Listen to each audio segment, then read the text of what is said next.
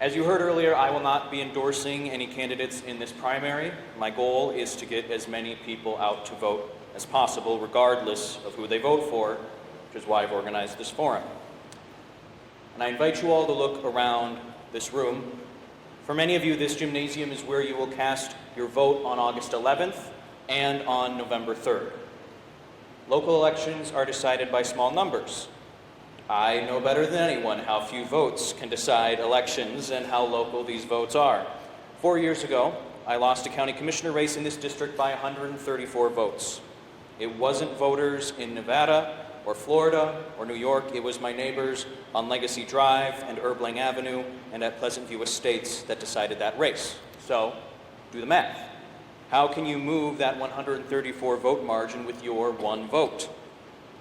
If you convince 5 people to vote who may not otherwise cast a ballot in a midterm election, whether it's your spouse or your neighbor, members of your congregation, folks who walk their dog past your house every night, suddenly the people just in this room have moved more votes than decided that commissioner race. Not that I've given it a lot of thought. Now, I say all of this because your power is not in your single vote alone. Your power is the 5 or 10 people who trust you when you tell them that something is important. So you have your power. How will that power be used? The stakes of an election is not who wins or loses. The stakes are how power will or will not be used to improve your lives. So let's talk about life in Faribault. Nearly 3 out of 4 children in Faribault's public school system come from families that qualify for free or reduced price meals. That's 3/4 of public school kids living off of low incomes. These kids grow up and they go to work. They need a place to live. The first thing they'll probably look for is a rental. Our overall market rate rental vacancy is 2.5%. The affordable vacancy rate is 0.6%, and subsidized units have no vacancies at all. So, maybe they'll have better luck trying to buy a home, get a mortgage. Most people would agree that is a sound financial decision when the math works in your favor.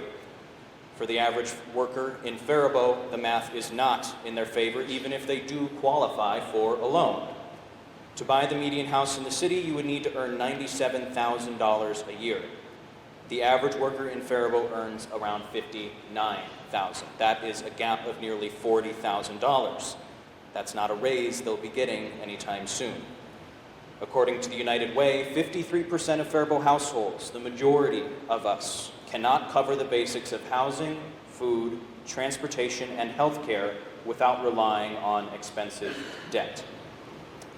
If we're lucky, we all grow old and eventually retire. Many of the older neighbors in this room own their homes, and some of those homes are older than they are.